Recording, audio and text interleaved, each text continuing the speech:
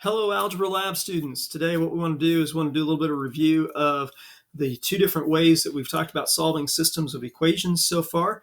And so that is by graphing, and that is using this process called substitution. And so first of all, as a reminder, what a system of equation is it's just a combination of, in our case, two different equations, and we're trying to find a solution, a combination of x and y that will make both of those equations true. So we're trying to find something we can replace x and y with in the first problem, so we get -6.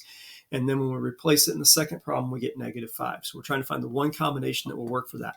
And so the first couple of problems on your assignment, just to make sure you understand that, we've got a couple of equations and we've got some choices down here, and you're going to substitute and you're going to figure out which choice makes both of those equations true. So for example, on the first one where it says 3, -2, what we're going to do is we're going to go through and we're going to replace the x with a 3 and the y with a -2, and we're going to see if it equals -6. And so in this first problem, if we did that, we would write down -3 times 3 plus or minus 4 times -2, and we would see, does that equal -6? Okay, no, that's kind of sloppy there.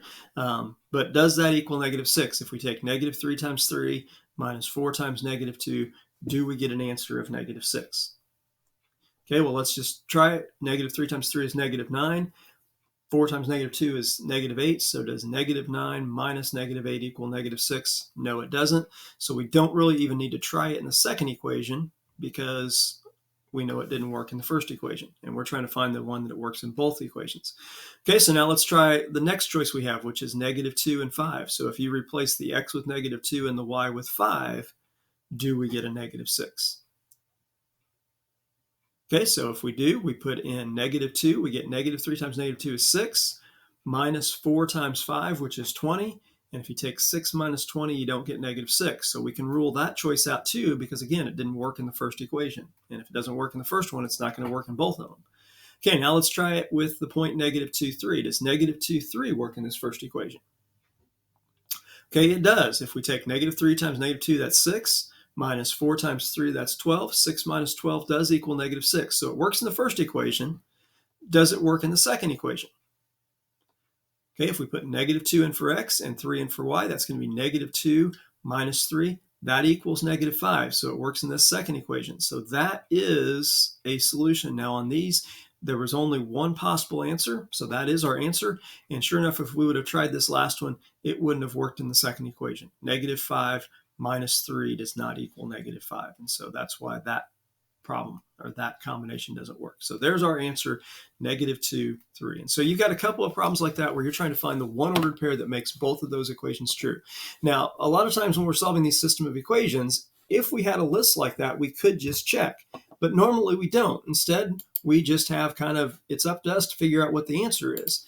And so there's a couple of different ways that we can go about solving it that we know of so far. You're going to learn one more in your algebra class, I think today. But the first one we talked about was to solve this system of equations by graphing. And so if you remember, what you want to do is you want to graph these two equations, and then you want to see where they cross. So how would you graph the equation y equals 2x plus 1?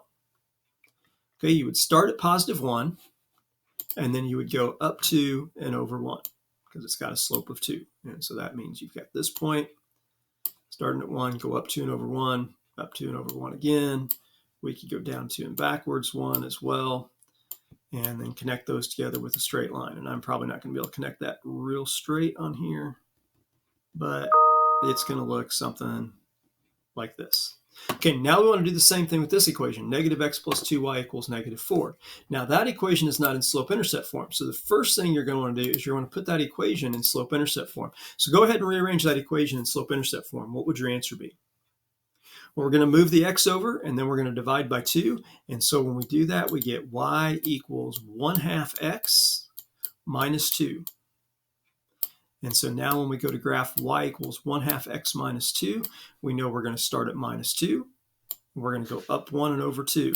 And so I can put a couple of dots on here to help me keep my line straight.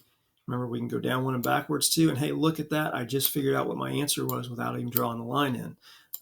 But if I draw this line in, They cross right there at that point. And so remember, that's what I'm going to write down for my solution. So remember, when you write your solution, you write the x first and the y second. So for this ordered pair, the x is -2, the y is -3. And so in that box, I would just type in -2, comma, -3. So solving a system of equations by graphing means we graph both lines, we figure out where those lines cross. The other way that we've talked about how to solve these system of equations is to use something called substitution, which basically means we're going to take one equation and we're going to substitute it. We're going to put it into the other equation. And so we've kind of led you to try to start with an equation that says either x equals or y equals. And so in our example here, when you look at this, both of these problems say y equals. So it doesn't really matter which problem we start with. I'm just going to start with the first one here because it's the first one. And so I would do y equals -5x plus 6. So now remember what we do is we take the other equation, in other words, the one that I didn't write down here, and I'm going to take in this other equation, and wherever I see y, I'm going to replace it with -5x plus 6. So that means this second equation becomes -5x plus 6. That's what I put where the y was at. And then the rest of the problem stays the same. So it's going to stay equals -x minus 2. Okay, now you're going to solve that equation. So when you solve that equation, what do you get for x? Okay, well, we're going to move the x's around. And so we're going to add an x over here. We get -4x. We're going to move the 6 over. And when we move the 6 over, we get a -8. And so then we divide, and we end up with x equals 2. And so the x part of our answer is 2, but remember, that's not the whole answer because we need to have an x and a y when we solve this. And so if x equals 2, remember, to find out the y, I can go back up to where I first started and replace the x with a 2. So if I do that, my equation would be y equals -5 times 2 plus 6. And so what do I get for y? Okay, so again, if I go up here, -5 times 2 is -10. -10 plus 6 is -4. And so my y is -4. And if I wanted to do it like I did at the very beginning and go back to these equations and put -4 where y is at and 2 where x is at, both of these equations would give me a true statement. And so in my boxes here, I would write a 2 where the x is at and a -4 where the y is at. So you're going to practice solving these systems of equations using both of these methods today. And then in the next video, we'll start looking at how to solve these systems of equations using one more method called elimination. All right, so good luck today. If you have any questions, send me an email, get in touch with me through Canvas Messenger, and I'll try to get back and help you out with that. But for now, this is the end.